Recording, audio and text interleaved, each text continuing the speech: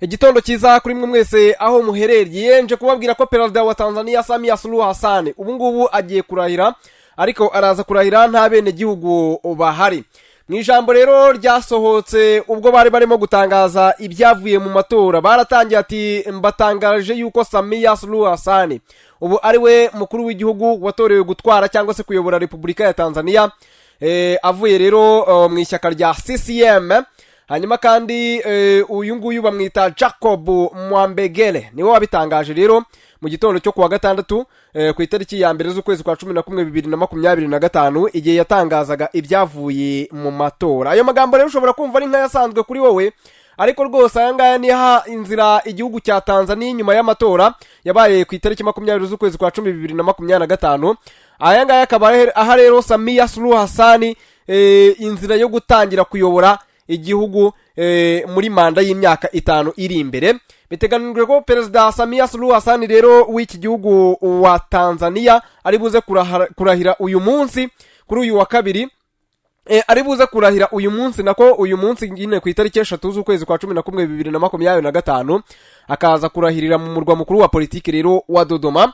Nkuko rero biri mu itangazo rya leta ryacishijwe n'ubundi kuri televiziyo y'igihugu izwi nka TBC, ibirori biraza kubera ku kibuga cya gisirikare, aho rero abene gihugu bari buze kuba n'ubundi batemerewe kubyitabira. Hanyuma kandi televiziyo yitwa TBC yonyine y'igihugu ni iri buze kuba yemereye rero gutangaza n'ubundi ibi ngibi, ni iri buze kuba iri i Dodoma muri uyu murwa mukuru wa politike. Hanyuma rero muri aya matora byitezwe ko perezida w'u Burundi Evariste Ndayishimiye ari buze kuba ariyo perezida w'u Burundi, nkuko rero biri mu itangazo ry'ibiro bye ryatangajwe uyu munsi rero nibwo babitangaje bagomba kuza kuba bahari. Hanyuma kandi n'ubundi yamaze gufata urugendo rwerekeza hariya muri Tanzania. Perezida Samia Suluhu Hassan byatangajwe ku itariki 29 ko yatsinze amatora ya 2025, yatsinze rero ku majwi 97.66%. Hanyuma kandi ubu ngubu rwose ibintu byatangiye kuba bigenda neza, batangiye kuba bagira y'abayobozi batandukanye. Hanyuma kandi muri rusange urwego rushinzwe amatora rwitwa INEC nirwo rwatangaje intsinzi ya perezida Samia ukari we watsinze rero muri rusange. Biteganyijwe ko rero hano hari buze kuza abandi bayobozi b'abakuru b'ibihugu 5 muri uyu muhango n'ubundi. Hanyuma muri miliyoni 37 bari biyandikishije mu matora, miliyoni 31 nibo bamutoye nkuko bitangazwa n'aba ngaba rero bashinzwe amatora bazwi nka INEC.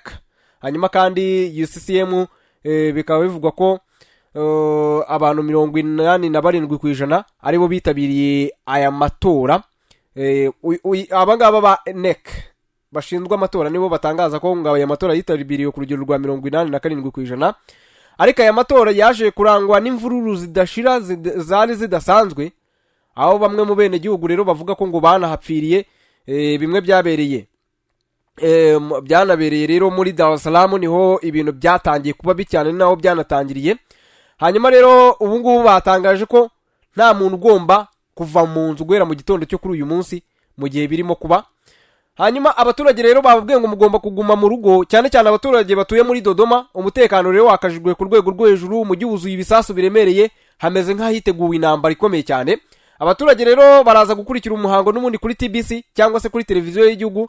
Wahoze ari perezida rero ntagatumiwe, ndetse n'abaturage nabo ntibatumiwe. Ikirere cya Dodoma cyuzuyemo drone ziri kugenda zicunga isegonda ku rindi ibiri kuhabera, ngo hatagira rero igitera cyangwa se kikagira aho Samia Suluhu Hassan ari bubari ari kurahira. Ejo bundi rero yari yatangaje ko amahoro agiye kuyagarura, ngicyo bigomba gusaba cyose. Aravuga ati icyo bisaba cyose amahoro azagaruka. Ubwo rero niyamara kugera ku buyobozi amaze kurahira, niyo mpamvu mubona ko barimo kubyihutisha. Amaze kumanuka akaboko akavuga ati ngiyewe Samia Suluhu Hassan ndahiriye ku mugaragaro ko ngiye kuyobora iki gihugu mu buryo bwari bwo bwose bushoboka. Namara kurahira ikiri buze kuba nta kindi, ubwo umuntu uri bugerageze gukora imyigaragambyo arabatangiye kurwanya perezida w'igihugu. Ni nayo mpamvu barimo kubyihutisha. Ubundi rero uyu perezida wa Tanzania Samia Suluhu Hassan ni muntu ki? Uyu nguyu yavutse ku itariki ya 27 Mutarama 1960, ni perezida wa gatandatu wa Tanzania wo mu ishyaka riri ku butegetsi rya Chama cha Mapinduzi cyangwa se CCM. Madamu Suluhu niwe mukuru w'igihugu rero wa mbere w'umugore muri Tanzania umwanya ariho kuva ku itariki 19 Werurwe 2021 nyuma y'itabaruka rya nyakwigendera Perezida John Pombe Magufuli watabarutse ku itariki ya 17 Werurwe 2021.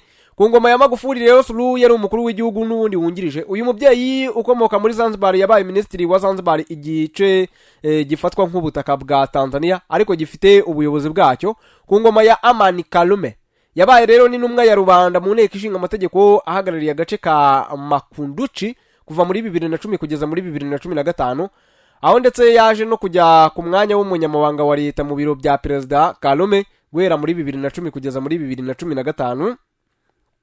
Muri 2014 Samia Suluhu Hassan yatorewe kuba umuyobozi wungirije w'inteko ishinga amategeko ya Zanzibar, ashingwa rero no gukora umushinga w'itegeko nshinga. Mu masomo yize amashuri yize Samia Suluhu yayarangije mu 1977 ahita atangira akazi bidatinze, ariko akomeza kubifatanya n'amasomo mu mashuri makuru n'amahugurwa yagendaga akora kugeza mu 1986. Aribwo rero yarangije amasomo ya kaminuza mu ishuri rikuru ryitwaga icyo gihe Institute of Development Management, ubu ni kaminuza rero ya Mzumbe University, aho yakuyimamya bushobozi rero mu ishami ryigisha ubuyobozi rusange cyangwa se bizwi nka Public Administration.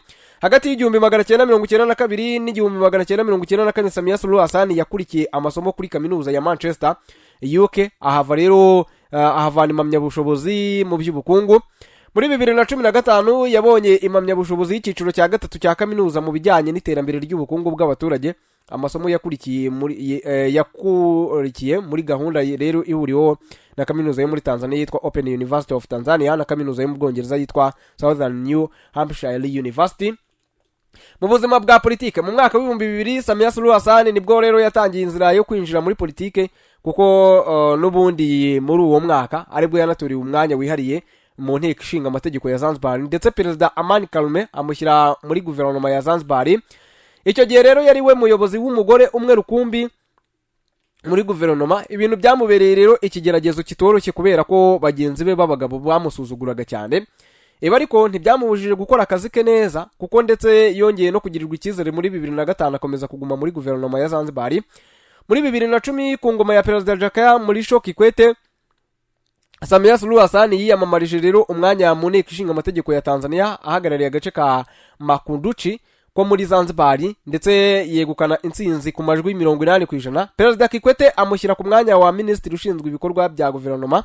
Ku itariki ya 5 Ugushyingo 2015 Samia Suluhu yabaye perezida wungirije wa mbere w'umugore mu mateka ya Tanzania, ubwo nyakwigendera Perezida Magufuli yegukanaga rero intsinzi yo kuyobora igihugu, ndetse bombi bongera kugirirwa icyizere n'abaturage muri manda ya kabiri mu matora yo ku ya 28 Ukwakira 2020. Ku itariki ya 17 Werurwe 2021 Samia Suluhu Hassan nka vice perezida wa Tanzania niwe watangaje inkuru y'incamugongo rero ibi ku rupfu rwa Perezida Magufuli wazize uburwayi nyuma y'iminsi myinshi rero yari amaze atagaragara mu ruhame.